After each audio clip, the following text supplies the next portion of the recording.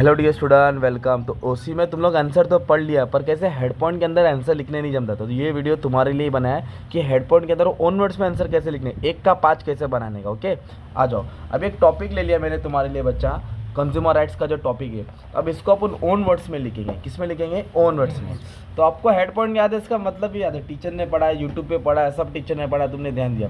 Safety का मतलब होता है उसका जान माल का नुकसान नहीं होना चाहिए, उसका जान माल का नुकसान होना नहीं चाहिए। तो क्या राइट टू सेफ्टी, क्या ये? तो ऐसा लिखने का पहला, अकॉर्डिंग टू, क्या लिखेंगे? According to this right, according to this right. इतना याद हो गया? बोलो, अकॉर्डिंग टू दिस राइट। तो कंज्यूमर मस्ट गेट, बोलो, कंज्यूमर मस्ट गेट मतलब मिलना चाहिए। Consumer must get full safety, क्या लिखेंगे? फुल सेफ्टी, है ना, full safety of his life, बोलो, वाइफ हेल्थ, वाइफ भी डाल दो, क्या डाल दो? वाइफ हेल्थ, है ना।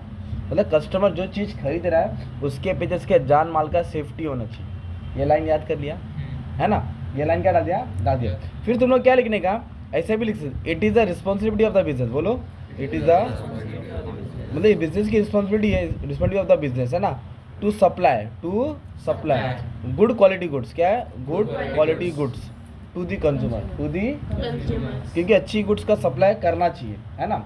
और फिर उसके लिए फिर ये लिखेंगे, कंपनी शुड यूज़, क्या लिखेंगे? Company should use, company should use, क्या यूज़ करना चाहिए? स्टैंडर्ड मार्क, क्या यूज़ करना चाहिए? जैसे कि ISI मार्क होता है, एग मार्क होता है, क्या होता है? 20 होता है हॉल मार्क। तो in this way the consumer life is safe, क्या रहेगा?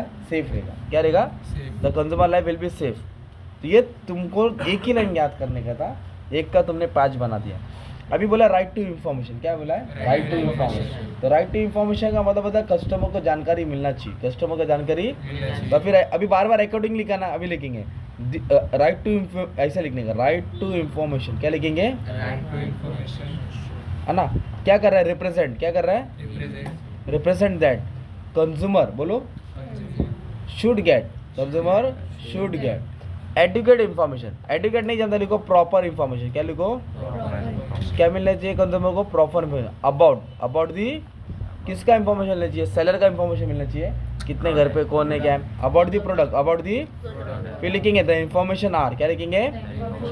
फिर वो पॉइंट जो भी है ना इन्फॉर्मेशन का, एक के नीचे डाला, प्राइस ऑफ द प्रोडक्ट, बोलो, है ना, प्राइस लिखा। उसके बाद ये लिख दिया, date of manufacturing, date of expiry डाल दिया, है ना। सेफ्टी मेजर्स, क्या डाल दिया? Safety measure. बाद में ये डाल दिया मैन्युफैक्चर एड्रेस, क्या डाल दिया? ये टोल फ्री नंबर, क्या है? ये सब जानकारी मिलना चाहिए, है ना। राइट टू इन्फॉर्म आप लोग मन से लिख सकते हैं, बस सेंटेंस फ्रेम करना है। फिर बाद में बोला राइट टू चूज, क्या बोला है? राइट टू चूज का मतलब होता है अपने मनपसंद का चीज़ सिलेक्ट करना, है ना। तो फिर लिखेंगे अकॉर्डिंग टू दिस राइट, क्या लिखा? According to this right the consumer, बोलो, should be given freedom, should be, क्या मिलना चाहिए? फ्रीडम मिलना चाहिए।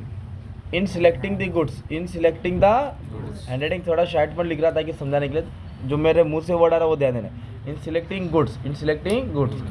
तो ऐसे भी लिख सकते हैं, the seller will not force, किसको फोर्स नहीं करेगा? कंज्यूमर को, to buy the product, to buy the, consumer can purchase the product according to his likes and dislikes, according to his purchasing power, तो आपका ऐसे सेंटेंस बनते जाएगा। अगर मतलब मालूम है ना, वो इंग्लिश को टूटी फूटी भी लिखो, फिर उसको फ्रेम करो, बन जाएगा। टूटी फूटी भी लिखो, फिर फ्रेम करो, बन जाएगा। अभी बोला राइट टू बी हर्ड, क्या बोला? राइट टू बी हर्ड मतलब होता है कंप्लेंट सुनना, क्या सुनना? तो कंप्लेंट सुनना का मतलब क्या होता है? According to the right consumer, the consumer complaint should be listen by, कौन लिसन करना चाहिए? Seller. And seller should rectify their complaint, should rectify their, correct their complaint, और रिप्लाई देयर कंप्लेंट। तो कस्टमर को अच्छा लगेगा ना। अगर कंज्यूमर का सजेशन जो भी है, ट्रेडर को क्या करना चाहिए? उस पर सुनना चाहिए। इस तरह तुम लोग ओन वर्ड में आंसर बना सकते हो। ओके, और अलग अलग टाइप के आंसर का अलग अलग होता है। और आपको क्या करना है? हेड पॉइंट याद करना है। क्या याद करना है? पहले आप लोग एग्जाम में क्या करो, जो भी आंसर है, मान लो आपको एग्जाम में 8 आंसर लिखना है। कितना आंसर? मैंने 12 MB अपलोड कर दिया। तो पहले एक हेड पॉइंट इधर लिखा, फिर दूसरा हेड पॉइंट लिखा, फिर तीसरा हेड पॉइंट लिखा, फिर चौथा हेड पॉइंट लिखा, है ना। अगर 5 मार्क का आंसर है तो 6 हेड पॉइंट लिखने का है ना। पर 5 मार्क का आंसर है तो 6 या 7 पॉइंट, ये तुमने 2 पेज पे हेड पॉइंट लिख दिया, क्या लिख दिया? तो ऐसा करके जितने भी आंसर थे तुमने याद है और पेपर में मिला, सबके हेड पॉइंट उतार दो, सबके हेड पॉइंट्स उतार दो। सिंपल, हेड पॉइंट उतार दिया ना। अब वो जो टॉपिक है ना, उसको तुम उनको इन्फॉर्मेशन कलेक्ट करना है, टॉपिक और हेड पॉइंट्स को मैच करके तुमको लिखना है। जैसे कि एक टॉपिक, एक आंसर ले लेता हूँ, मान लो ये ले लिया, इंपॉर्टेंस ऑफ स्टाफिंग ले लिया, क्या लिया? इंपॉर्टेंस ऑफ स्टाफिंग, ये क्वेश्चन हो गया। और एक हेड पॉइंट क्या दे दिया मालूम है मेरा? क्या बोले? वो भी ले लेता, ये ले लेता हायर एफिशिएंसी, क्या लेके ले लेता? Higher efficiency. क्या हो रहा है? तो ये टॉपिक का नाम क्या है और हेड पॉइंट क्या है? एफिशिएंसी। हाँ, तो ऐसे लिखेंगे, ड्यू टू प्रॉपर स्टाफिंग, बोलो, मतलब अच्छी स्टाफिंग के कारण देर इज से, क्या लिखेंगे? एफिशिएंसी, देर इज से in the business, there is से, ये क्या था क्वेश्चन? ये हेड पॉइंट है ना।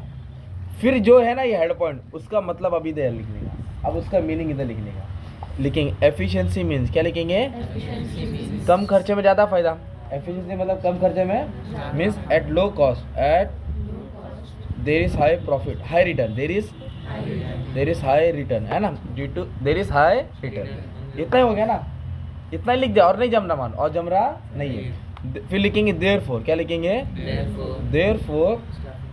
देयरफॉर स्टाफिंग लीड्स टू, क्या लिखेंगे? स्टाफिंग लीड्स, है ना, लीड्स टू एफिशिएंसी, क्या लिखेंगे? इधर लिखा इन द बिजनेस, इधर लिखेंगे इन द ऑर्गेनाइजेशन, क्या लिखेंगे? In the organization. ऐसा घुमा घुमा के तुम्हारा लाइन बढ़ जाएगा ना यार।